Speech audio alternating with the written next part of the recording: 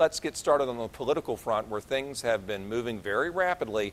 And Dr. Craig Albert, political scientist from Augusta University, is here. Dr. Albert, as always, thank you for coming back. Thanks for having me. Well, it's our pleasure, and I want to start with what's happened most recently, and that's the incredible shakeup of President Trump's communications team. He brings in Anthony Scaramucci. Mr. Scaramucci lasts 11 days, and he's gone. You have a new chief of staff in General Kelly. What are your initial thoughts on the upheaval that we've witnessed in recent days? What we need to understand is this is how Trump operates. So this is how he's operated in the business world, and more importantly, I think, this is what he promised to the American voters he would do upon taking office, would let people fight against one another because he thinks that the person who wins has the best ideas, the best principles that he should follow. That's the way he's run his business for 30 years, and that's the way he said he was going to run the White House. The problem with that is the mixed messaging that gets out from running the White House that way. So typically what you have is a chief of staff who is a hierarchical principle. Nobody can get to the president without going to the chief of staff. That's usually how it works. That's how it works on House of Cards. Exactly. Right. So before Kelly took over, however, that's not how it worked. Anybody, especially family members of Donald Trump that had any political relations with him, could just walk into the West Wing, have a conversation. So they would leave the White House, go to the reporters and report what they had just discussed with Donald Trump. Somebody else would go and see the president, come out with a different message, because that's how Trump operates. So you would have 3 or 4 different messages on the same topic coming out. So finally, the president said this has got to stop because, you know, it's too convoluted, too complex, and General Kelly is going to step in and say, we're hierarchical, you cannot speak to the president without coming through me. So he says he's going to operate, if given the authority, and the White House has said it is giving him full authority, so nobody can stop to see Mr. Trump without him now. Let me ask you this about the Scaramucci deal. It was weird, it was wacky, it was short-lived, but I will say, and I'll ask you if this was an effective way to handle it, I will say that it was over fast, that somebody, President Trump, we would presume, pulled the trigger and said, get out of here, this isn't working. Maybe it was General Kelly. Was that a good way to handle it? Yes, this is horrible. Yes, the optics on this are bad, but I'm ending it quickly. Is that the way to do it when you have a crisis? Oh, absolutely. You know, that goes right out of the political philosophy when Machiavelli says, when things are going poorly, make a quick executive decision and get it over with. And that's how you handle it, because we have short memories in democracy. So this won't be remembered well for a while, especially if it was General Kelly. That's a great sign that he came in and said, no, I want you gone. I'm in charge. I'm not having any of the political mud tossing. I'm in charge, get out. And so by all accounts, it was General Kelly that said, I want my first action to be getting rid of him. Let me get your take on this. Whether it's the mainstream media or late night comedians, they are portraying everything that we've been talking about as unstable, crazy, a weird start to the presidency.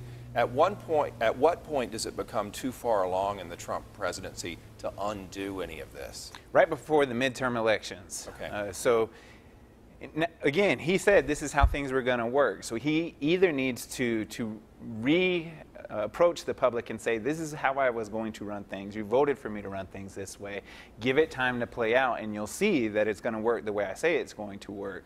Or he needs to fix it, and he needs to fix it now, because if the message that gets out is controlled by late-night comedians and pundits that don't like the president, then it's going to be terrible for Republicans when it comes to the 2018 midterm elections. And that's really when President Trump's re-election campaign steps up, is at the 2018 election.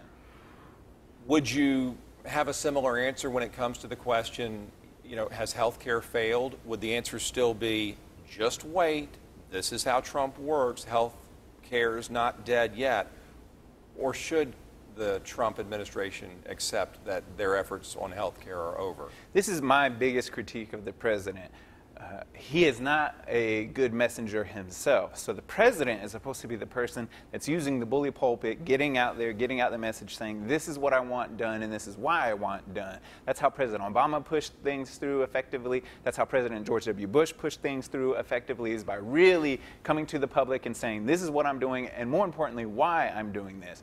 President Trump just didn't do that. He just said, if you don't get this done, we're going to look bad. But he didn't encourage a single message on health care. So I don't think that health care is over with, the repeal and replace. I think they're going to continue this. But for it to be successful, whatever they do, you're going to need President Trump to be much more aggressive, much more in your face, much more, this is why we're doing this, and with a single message. We see and hear dissension from our own Senator Lindsey Graham. We see John McCain expressing similar disagreement with President Trump's policies. Does the president have the support of his own party at this point? The Republican Party is in civil war.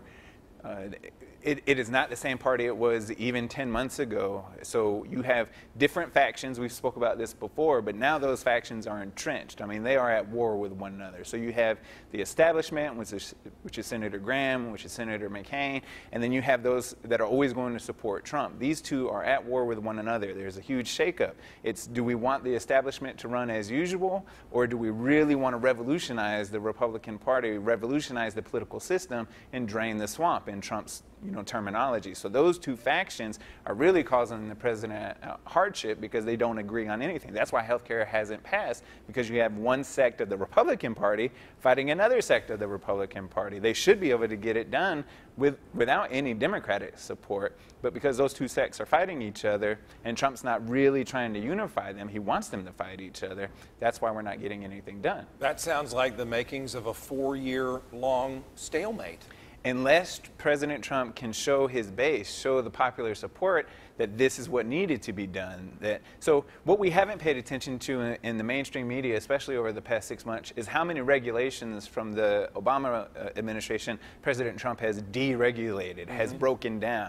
And that's his point. That's what being a conservative means, a conservative Republican, which he hasn't really been conservative in other areas, but this is one way where he certainly has galvanized the base. You are supposed to limit the size of government, limit regulation, and devolve power from the federal government back to the states. He has done this. He has repealed or decentralized over 100 Obama-era regulations. So that's huge. But because it's not a huge act getting passed, that's not in the media's attention. Yep.